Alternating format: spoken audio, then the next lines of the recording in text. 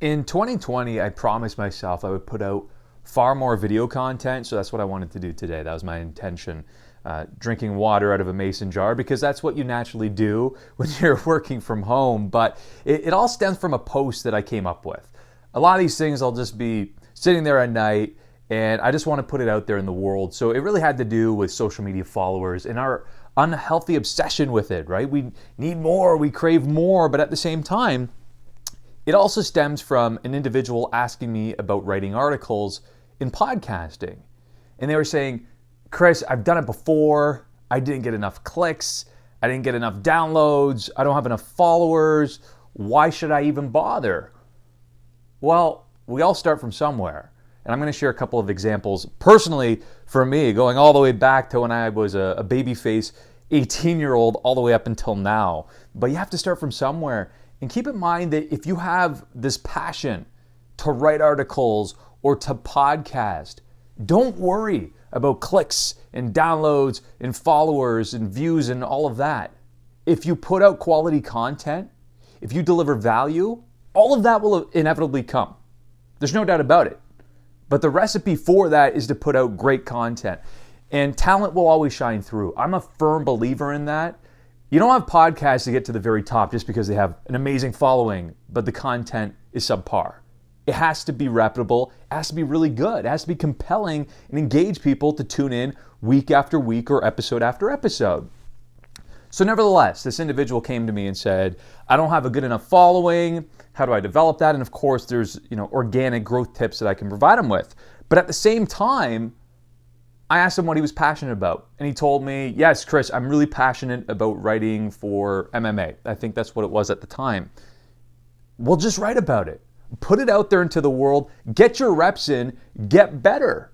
And with that, you will establish an audience if they start seeing how great the content is. So I know for me, obviously my background is radio broadcasting. I started when I was 18 years old. Just to get my reps in, I was volunteering for a university radio station, just playing a bunch of B-side music. I believe it was like a Friday night. Barely anybody tuned in. But it allowed me to be very creative. So maybe there was 100 people that tuned in. Some people called, some people emailed, but it was a lot of fun.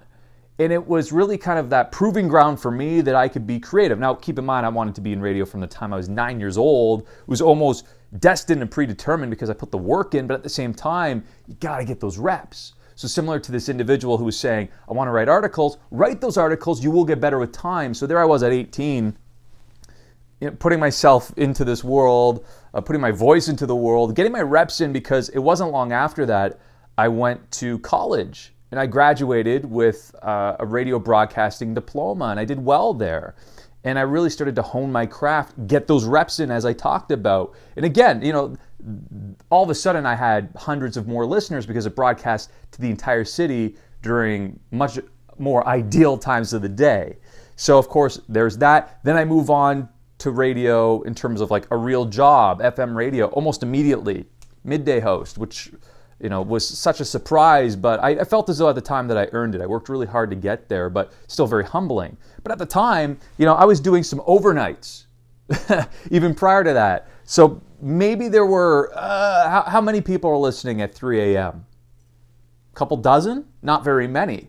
But again, it allowed me to get my reps in and get creative. I didn't care about the amount of people that were listening. I just cared about putting out quality content. So by the time I was ready to host a midday show, an afternoon radio show, and eventually a morning radio show, I was honing my craft, still learning and still applying all of that knowledge. And I was getting better rapidly, very quickly, just because I kept putting myself out there into the world.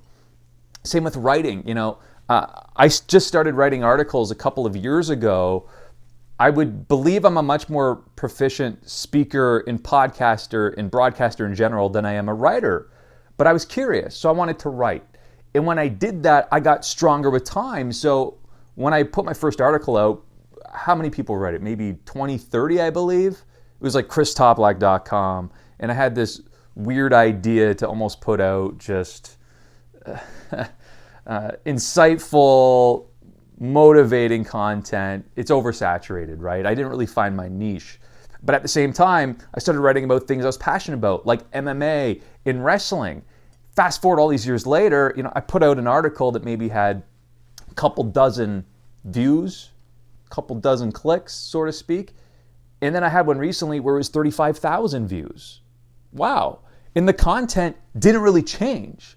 I was just getting better. I was getting more reps in. That's all it came down to. You'll find your audience, you'll find your niche, and you'll grow organically. But same with podcasting. I'm using all these examples not to be braggadocious, but to really put it out there that if you're afraid to do it, don't be. Because I never really was all that intimidated because my mindset was, what do I have to lose? And I still do that. I have a podcast right now that just crossed the 15,000 download mark 10 episodes in. I only care about those numbers because I want to keep pushing and keep growing. But I don't look at that obsessively every day and gauge the success of the show just based on that. That doesn't make any sense. So nevertheless, this is a long video, by the way, but I feel as though it's pretty relevant on a Friday. This is very early in the morning. So when I started podcasting, I left radio broadcasting at 25. Like, who retires from radio broadcasting at 25? I did. I wanted to go conquer new challenges in the world, so I was tackling voiceover work, and I was also tackling podcasting. So 2012, it was still a pretty new game back then. It wasn't oversaturated like it is now. Everybody has a podcast. But back then, I was just putting anything out there I could on my Toplack.com and maybe had 12 people listen to it. That was it. And then fast forward years later and I had a couple thousand, and then now I just noted 15,000. But the whole thing was I wasn't afraid to dive in.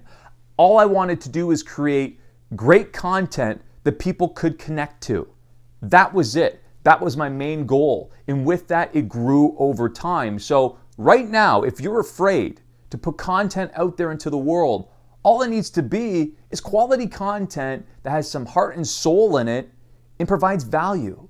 And I'm telling you, the downloads, the clicks, the views, the followers, all of that will follow. So don't be afraid.